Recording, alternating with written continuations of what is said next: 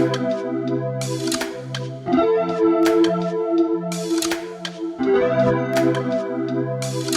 beautiful Black Moon Lilith Collective members.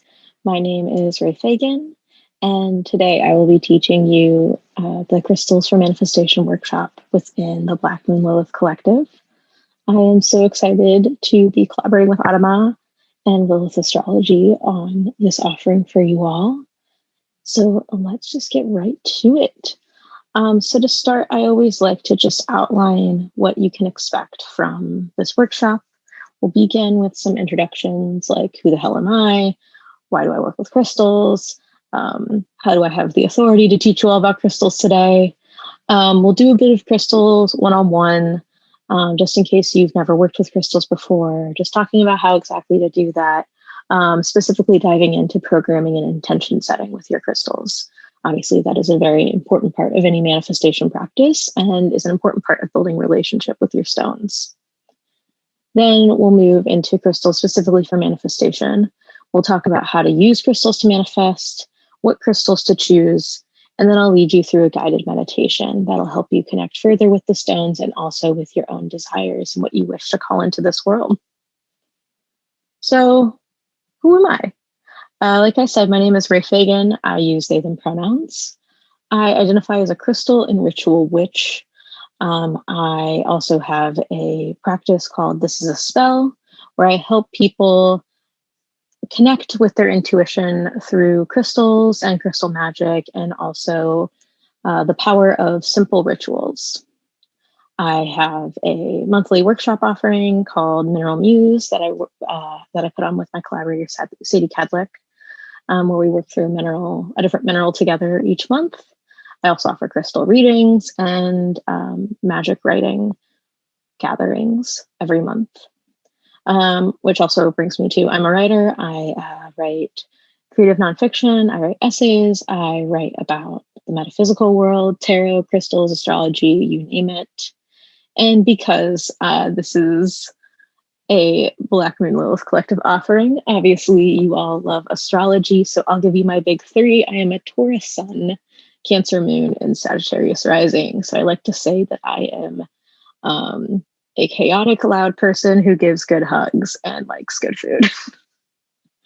So why do I work with crystals exactly? What is there to learn? Well, I believe that crystals, like us, all have subtle vibrations and energies that we can connect with.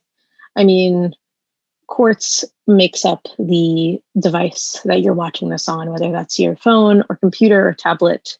It's used in watches. Crystals, whether we know it or not, are a big part of our lives. And the minerals that make up many of these stones are also minerals that we need for our bodies to function and to exist in the world. So because we're also earth creatures, we can connect with crystals without certain experience levels or certain knowledge. And these crystals can help provide us with grounding in uncertain times. They can also offer physical manifestations of an intention we are setting. I believe they can be guides and they can be friends and they can be allies as we navigate this world together.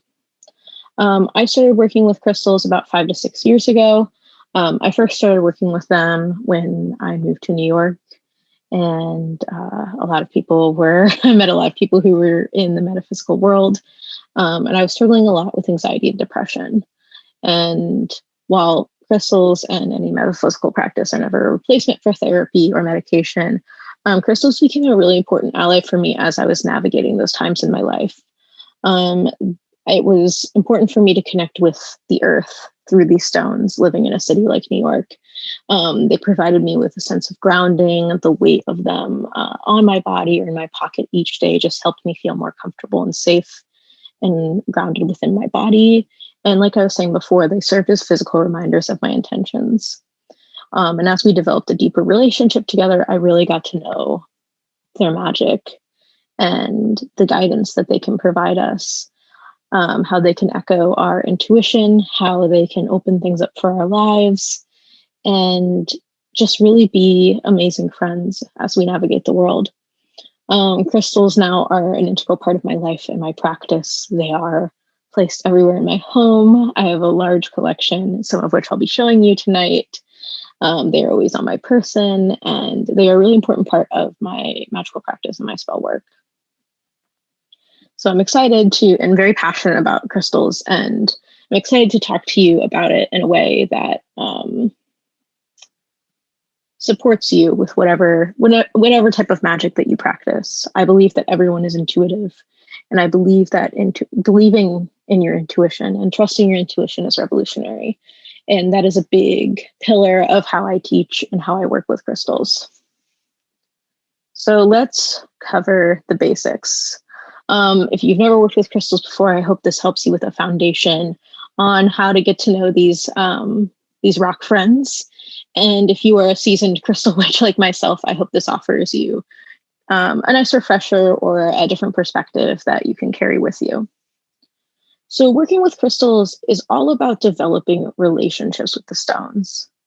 It's just like how when you meet a new person, you want to get to know them. You want to treat them with respect. If you work with plant medicine or with the planets, it's just like cultivating a relationship with them. You can't just go knocking down, Mars's door and demanding exactly what you want. You need to build a relationship based on respect and gratitude. So I believe that it's important to have a special place for your crystals, whether that be a place on your desk or dresser, whether that be a special drawer, a shelving unit, a place on your altar. Giving them a special home not only keeps them safe and keeps them from getting damaged, but also puts it in an intentional place so that it can do the work that you want it to help you with. They like to have a job. They like to have a home. So it's important for them to feel cared for as you work to develop a relationship with them. So that means that you need to take care of them. You need to make sure that they don't get bumped around, that they don't break. If cleansing is a part of your practice, you can cleanse crystals just like you would yourself in your energy field, whether you use smoke cleansing or water. Just make sure that your crystals would be safe in the water. Some of them can get damaged by the water. And so if cleansing is an important part of your practice, you can also take care of them through a cleansing practice. I sometimes use incense and just hold my stones over the smoke. You can ring bells around them.